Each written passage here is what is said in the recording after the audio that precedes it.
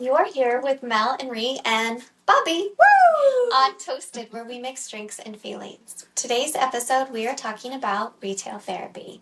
But first, we have these lovely drinks in front of us. We're in a different spot today. I don't know if you can tell. Amazing lamp above us. So I decided to not bring everything down here. The drinks were pre-made upstairs, and now we're downstairs. We've got some cock and some mock. Some cocktails and some mocktails. Guess which is which. It's a Paloma. You can't go wrong with a Paloma. The cool thing is the cock has mezcal in it. So that's smoky tequila, which is incredible. And the mock does not, obviously. But the interesting ingredient to the mock was that it has a little bit of maple syrup in it.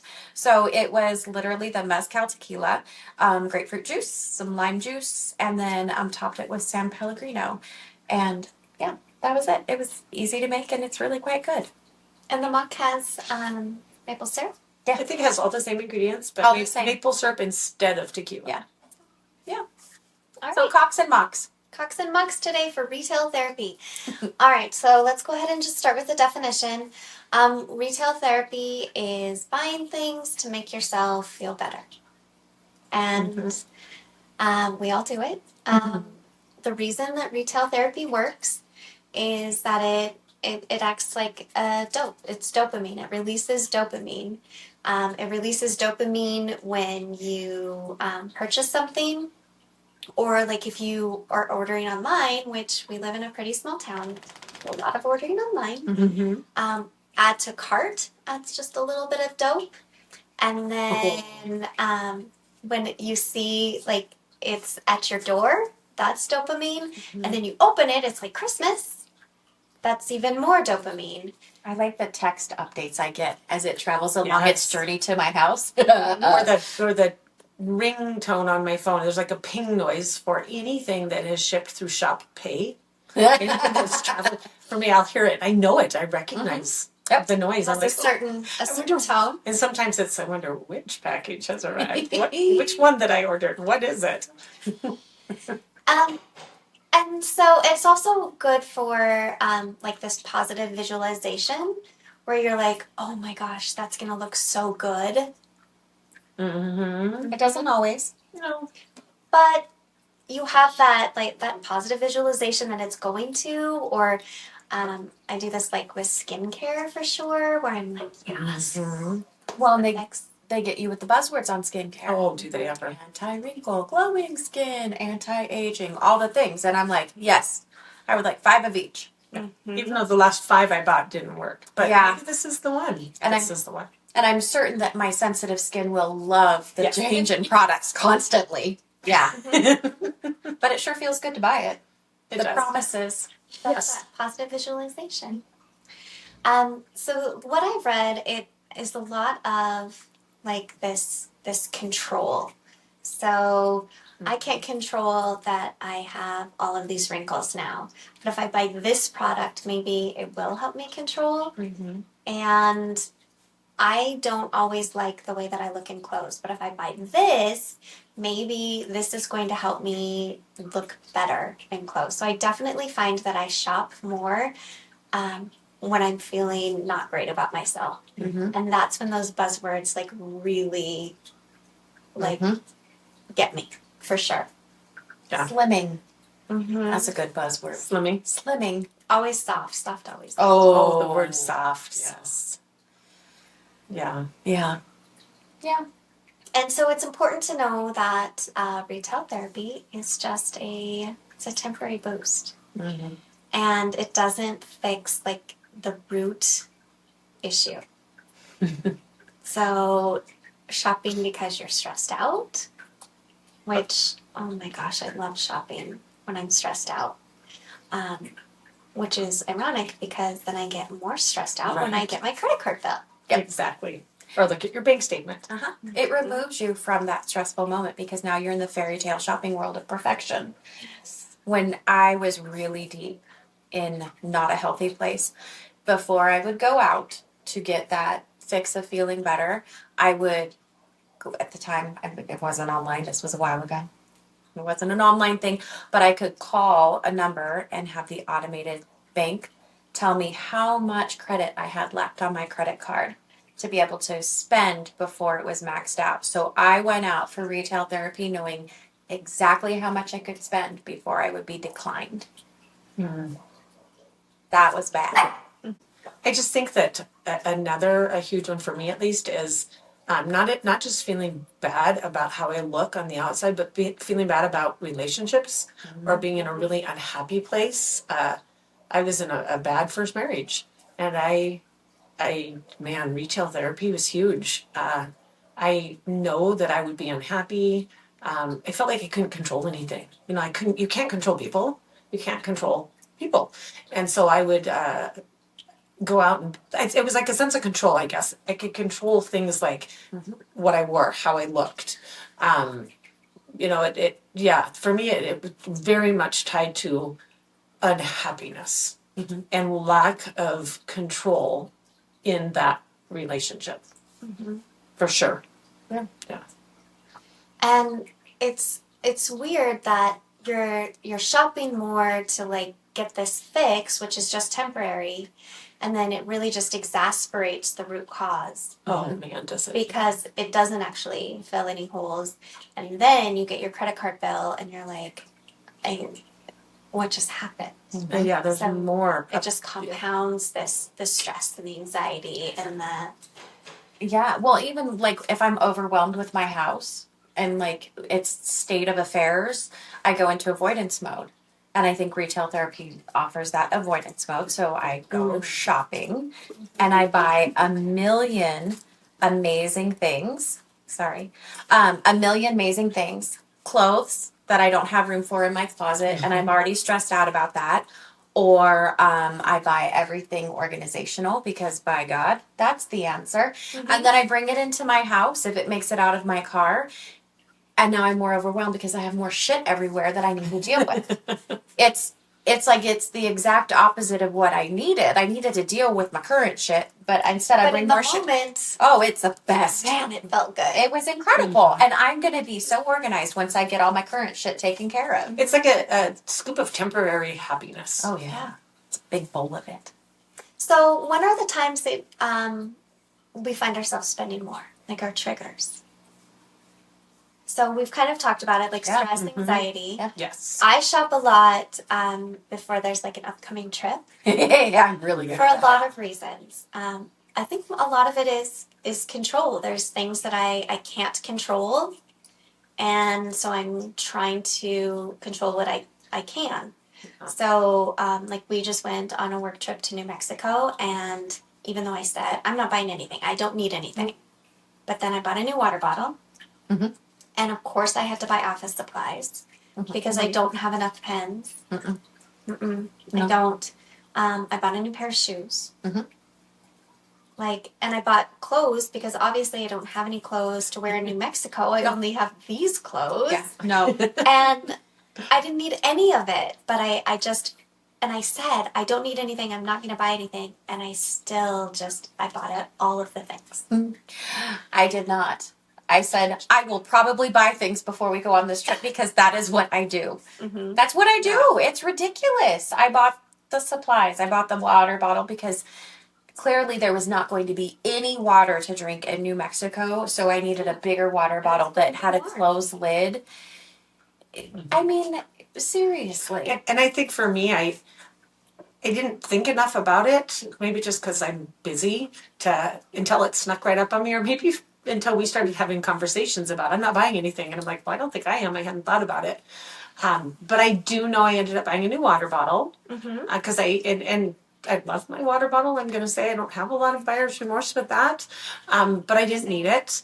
And it served the purpose. I wanted to be able to put it in my backpack without it actually getting my things wet and ruined. So it was one that didn't leak. So I bought that. But it was impulse. It was very much impulsive. And I justified that purchase because I was going to be going on this work trip. Outside of that, I think I did buy some clothes. And for me, I justified okay, this would be good to wear on our trip. but I'll be able to wear it at work as well. Oh, I can work it. I'll be able to wear it at my other job. And you know what? This would actually work for like, it's soft, it's comfy. It's just like wearing sweats. Oh my gosh. I have to have it. It's not like I'm buying a fancy pair of heels that I can only wear every once in a while. This is like something I'll live in Totally all justified. occasions. Yeah. But what spearheaded that? A work trip. Yeah.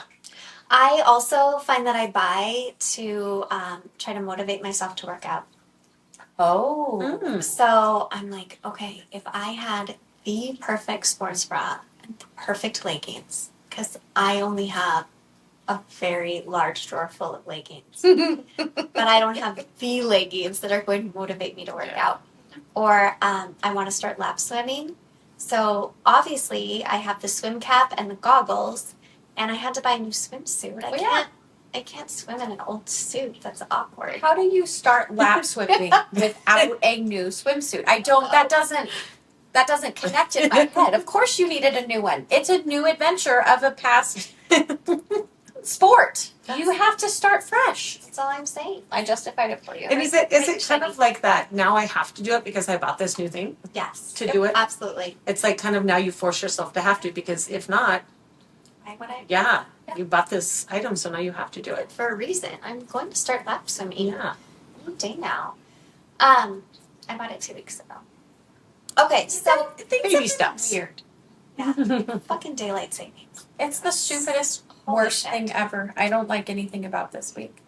So let's get into best and worst purchases. Okay. Who wants to start? Should I start? Yeah. Okay. I would say my worst purchase. I make a lot of impulsive purchases. Like a lot of impulsive purchases. So it's hard for me to like narrow down. I don't know why I bought that. I'm not even going to use it.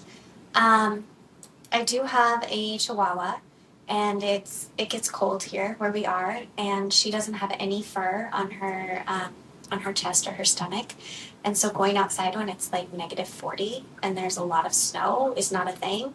So I bought an indoor potty. And I bought an expensive one because it's going to be in my home. So I bought this expensive one, and the cat won't let her use it because the cat uses it as a scratching. Of course. And then another one that came to mind was we went to this concert, and I bought a blanket. I do not need a blanket. I don't need a blanket. It was soft. It wasn't that soft. Honestly, it felt soft in the moment. Yeah, that might have been the drinking. And then I drank a lot, and I left it on the bench, and then I went somewhere, and I came back, and somebody had the nerve to steal my blanket. They stole your fucking That blanket. seemed probably abandoned. So I had to buy another one. I bought 2 blankets. It's an expensive blanket you had there. Oh my gosh. And it's not even so impulsive.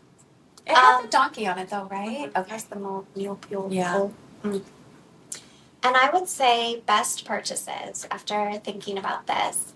I've never ever regretted spending money on trips. Mhm. Not one. Oh, yeah. Not one. Like the memories that come from the trips. We went to Ireland hiking this last summer, and it was expensive, and it was worth every penny. Mm-hmm. 11 out of 10 would do it again. I brought my husband and my daughter came. Absolutely would not change a thing. Like every trip I've been on, every trip, I'd have to say, I would not take that money back. The memories that came with that. I absolutely love spending money on travel. Yeah. With people who bring me joy. So those are my worst and best. I like it. I would say my worst. There's not really anything that I can really pinpoint as a worst. But for a while, we lived overseas, and I was not in a very good place. That was when I would call on the credit card to find out how much money I could spend. And I remember when my parents came to visit, I had a trunk full of things that I had purchased after finding out how much money I could spend. Still in bags. Who knows when I purchased them? Could have been months before. Dopamine rush. Purchased them, walked out of the store, threw them in the trunk of my car, and they never came out. That's how,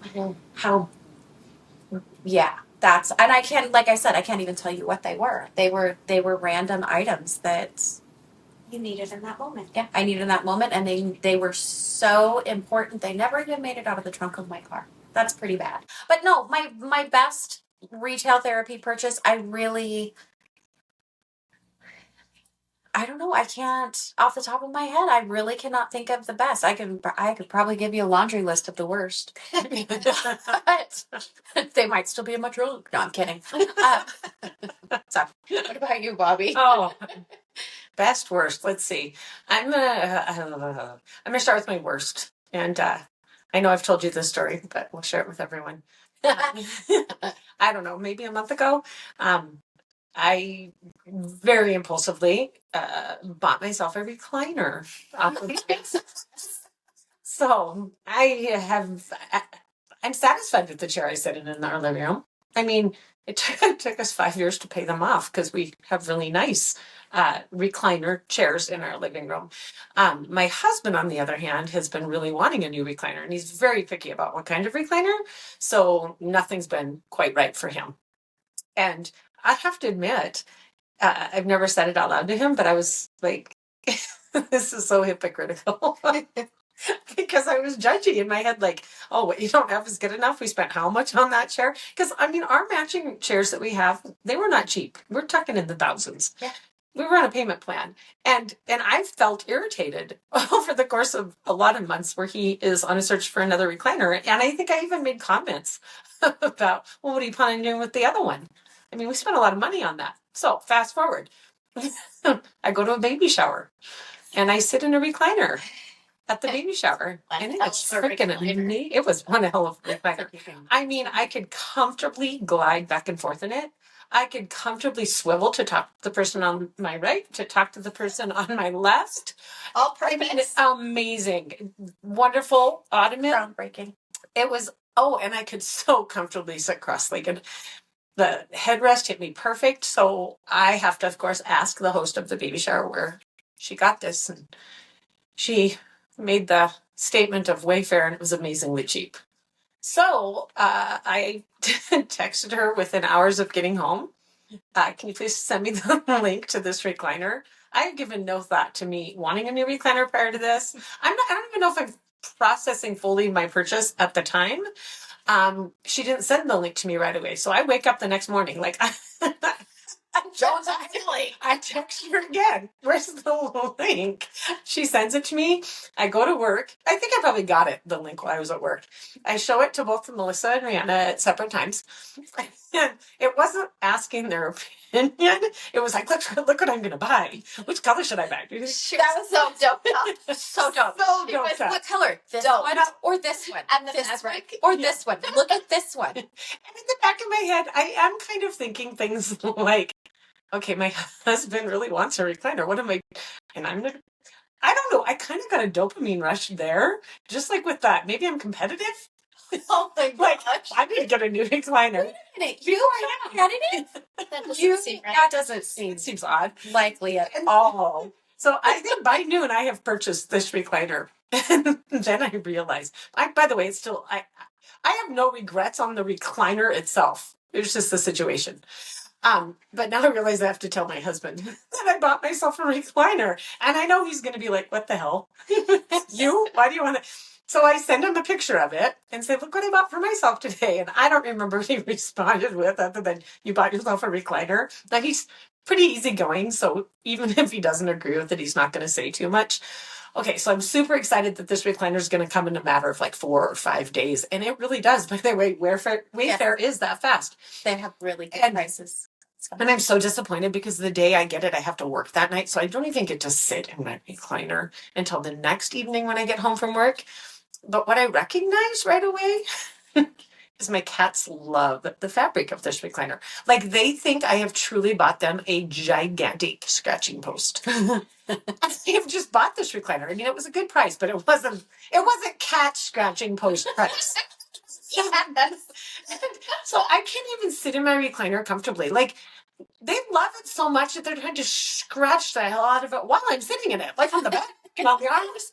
And so the purpose of a recliner that's comfortable is to be relaxed. I'm anything but relaxed. Pretty soon I've got my husband with this. I've got my husband with the spray bottle spraying the cats every time they try to scratch it. When I'm not sitting in the recliner, I have a huge sheet I have to put over it. So now I have to look at a sheet over this chair in my living room. Needless to say, really bad purchase. And this is what made it incredibly bad. I had to pay $40 to send it back. So my recliner cost me an extra $40 for a recliner I don't even. Anyways, yeah. I spent $40 total for the experience. Yeah, it's an experience. So that was It wasn't a trip. That was my latest. Was a trip, I think. It was something. It's humorous when I look back, and it like serves me right. First of all, what a brat for just like swooping right in, and I'm gonna get myself a recliner, even though my husband's been looking for one, and I in my head have been judgmental of this. And anyways, I'm back to my old recliner, which I actually think is just fine, and I've learned I need a leather recliner if I ever choose to purchase one in the future. Now, the benefit of this purchase and this whole experience is now we know when my husband picks the recliner out, it has to be leather. Well, that was $40 of a learning experience. Yeah, it's not too bad. Yeah. It's not too bad. Apparently, cats don't really care about leather. But man, I'm talking this fabric was amazing to them. Well, and the other wonderful thing that you learned once we get through this dry March, Wayfair. Yeah, Wayfair. Yeah, pretty good deal.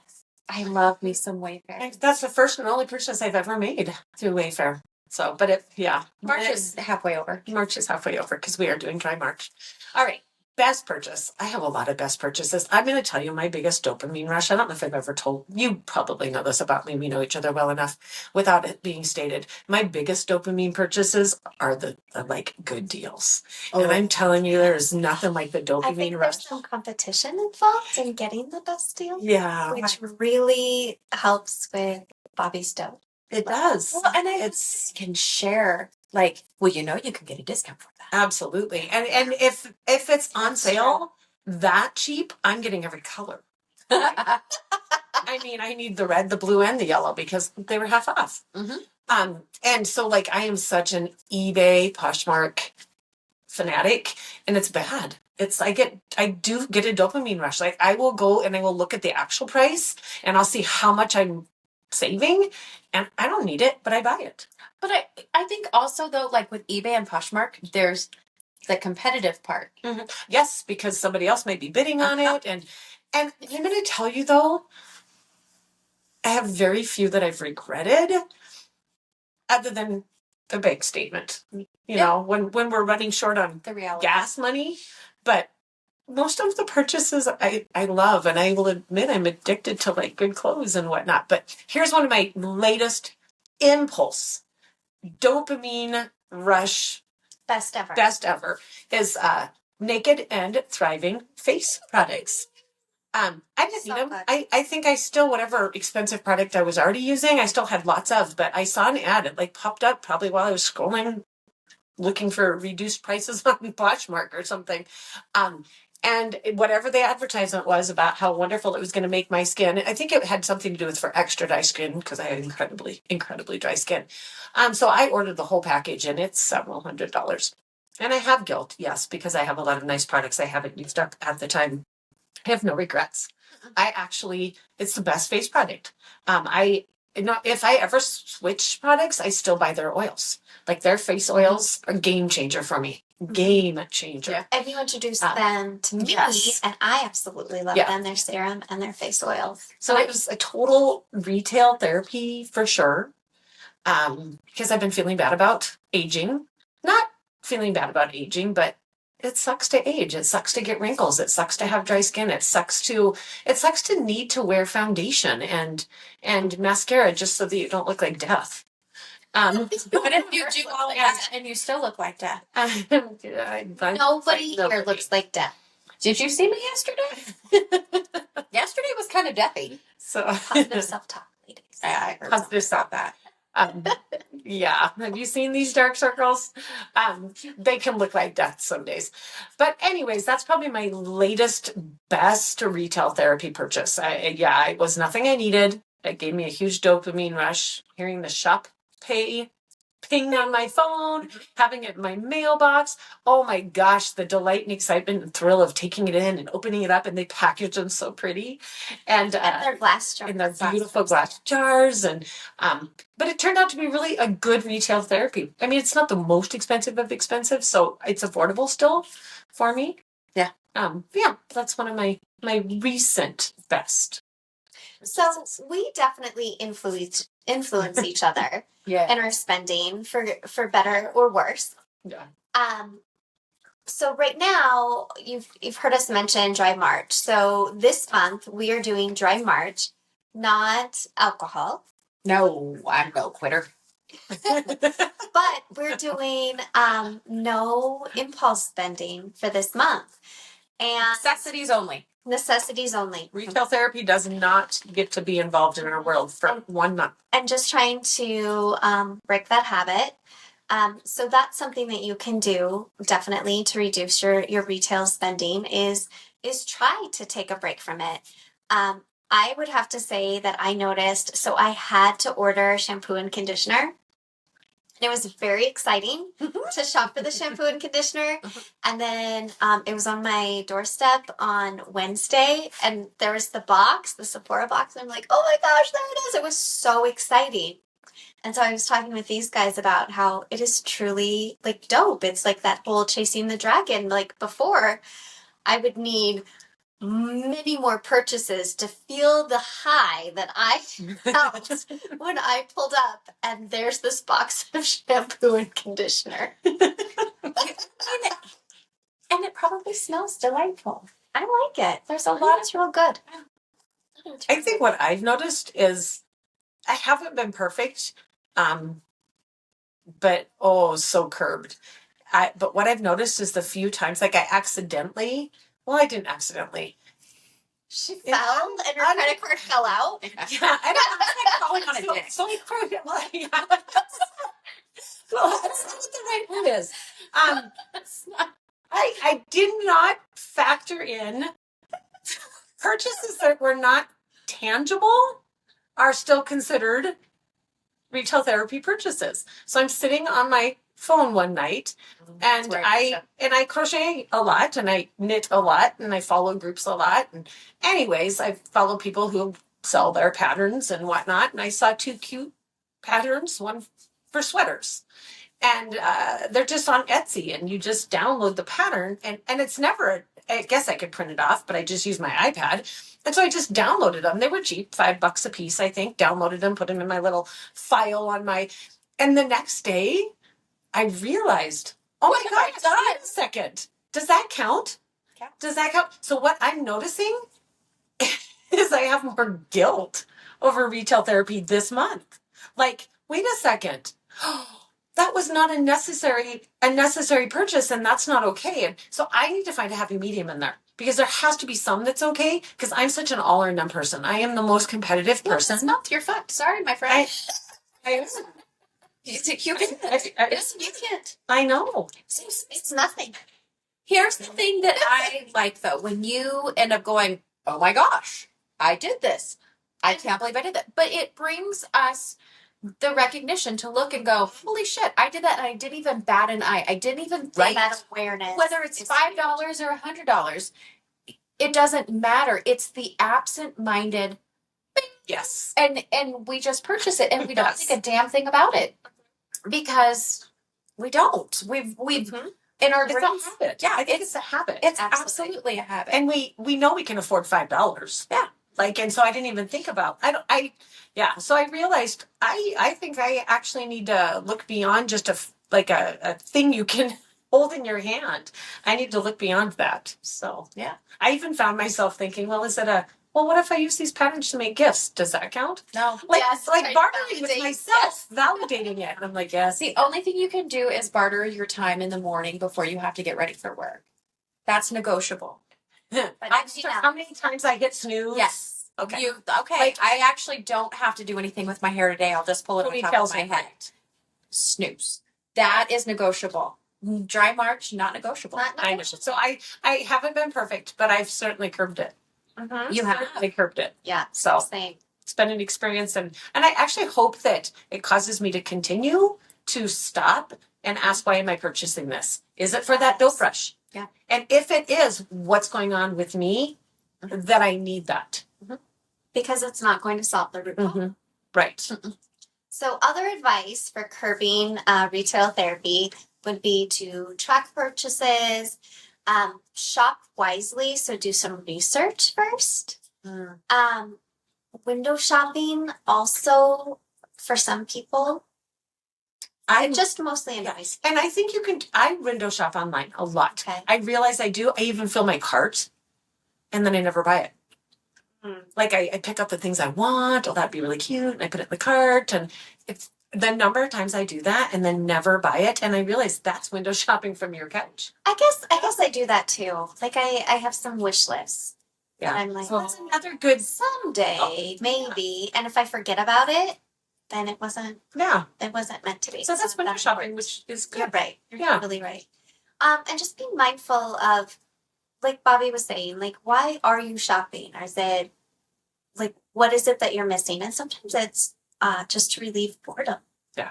Oh, I'm a bored shopper. And I'm really good at it. I'm a stress shopper. Oh, me too. When I can't control something in my world, avoid and it. I'm usually stressed out about it, it's the dopamine rush. I recognize that from past years. So of purchases. Tuesday nights, I sit in a very quiet room. People, it's very strange. Just kidding. It's a testing thing. But I'm a test proctor, so I sit in the room and that's what I do. And it's quiet and I sit there. And until Dry March, a lot of times I did amazing shopping because it's a quiet room and I can't leave. I'm just sitting there watching people test.